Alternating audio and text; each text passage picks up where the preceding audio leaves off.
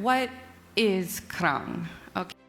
Kraing are religious and literary manuscripts that are up to 2,000 years old. We're not quite sure. This is an ongoing research project for me.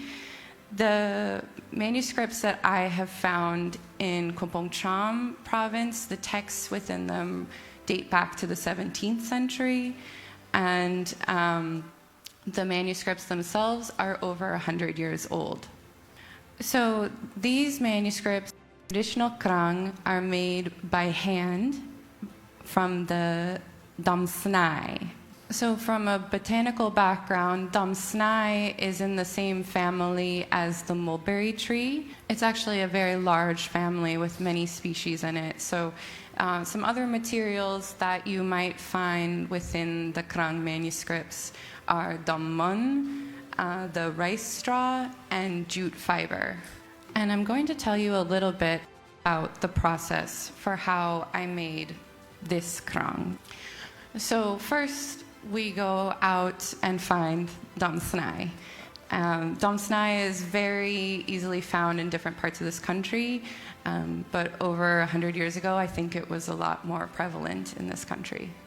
You might know it for its fruit, or ancient people used it as a toothbrush. So the part of damsnai that we use for papermaking is the branches. We're looking for young branches that are around 1 to 2 centimeters in diameter. I have worked with young and old branches, and I find that the younger ones make the nicest paper. After you've harvested the branches, you can see on the left here, you need to chop off the smaller branches to kind of clean them up, and then immediately strip them of their bark. If you wait a little bit, you will have to steam them, as you see in the middle picture. And then finally, you can dry the branches, as you see in the picture on the right, and they can be used many years from now. In fact, the snai that I'm showing you today was harvested in 2019, but I can still use it today. It doesn't go bad. And then the next step will be to take those branches and to cook them in this material made from snail shells for 48 hours. And I'm told that you can find this very easily in the market here. So what's happening is it's a very strong material that's breaking down those snai fibers so that they can make a nice soft paper. Of course, I don't do this for 2 days straight. I just want to clarify. I take some breaks and just turn off the fire for a little bit and then come back and resume. So after that point, you want to clean the branches. They're soft, but you still have the outer bark on them, which isn't nice for paper making. So in the image on the left, you can see me and Bangsrai Kama, and we're cleaning the snai branches together. There's an easier way to do this. This takes very long to do this one by one. The easier way would be to place it in a running stream, like a river, in a basket, and just leave it for a couple hours. But in Kampong Cham, we weren't near a river, so this is how we had to do it. And after that, then we will hit the snai to soften it further, because the thing that makes snai so special is that it has very long fibers. And I'm going to hold up my Kraing, because you can actually see in the Kraing, you can see these long fibers. And so what we're doing when we're hitting it over 30 to 90 minutes is we are slowly separating those fibers so they can make a beautiful paper. So that is the distinction between these snai papers and the papers that you buy in a store today, is the fibers are really long and they don't tear easily. This is one of the reasons why we still have manuscripts that are over 100 years old in Cambodia. And after all of this labor, it's finally time to make paper. So here you can see me making paper in the river in Battambang. You need a lot of water to do this process, and you can see the mold that I'm using is quite large. The larger the mold, the larger the paper. So the mold that I use to make is quite even larger than the one in the picture. But I have some examples today that are small and easy to travel with.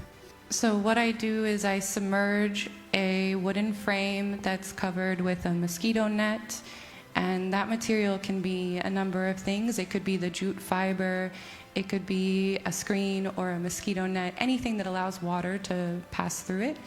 And I submerge it into the water, and then I pour the prepared snai into the wooden frame, and I'm arranging it with a stick to kind of make sure that everything is nice and even. So once I've pulled the mold out of the water, it's time to let nature finish the job. So I just place it in the sun over 2 to 3 hours. And what's happening is a chemical reaction. The snai remains as the water evaporates, and the water is helping those cellulose fibers in the snai to bond together and make a nice, strong paper. And so after 2 to 3 hours, I can peel the paper off, and it looks just like this without the folds. So a little bit about the history of papermaking. Papermaking is documented as originating from China in 100 CE. It was invented by a man named Sai Lun. And traditional scholarship accepts that this technology traveled through the Silk Road, and it traveled all the way west into the Middle East and down into India. And we believe that it would have come to this area around the 15th century. But this directly conflicts with the Chinese diplomat Ji Daguan, who wrote in 1296 about Cambodia. He came here and he documented that Cambodia already had paper some 200 years before what is believed within mainstream scholarship. It's very interesting. So I bring this up to remind us that history is always political, and we accept this as fact because no one has officially contradicted it. And I want to show you some other examples of papermaking from all over the world, and I'll start with Cambodia's neighbor, Thailand. In Thailand, they have a paper that they call khoi paper, and they have a manuscript that they call samat khoi, and it's almost identical to the Kraing.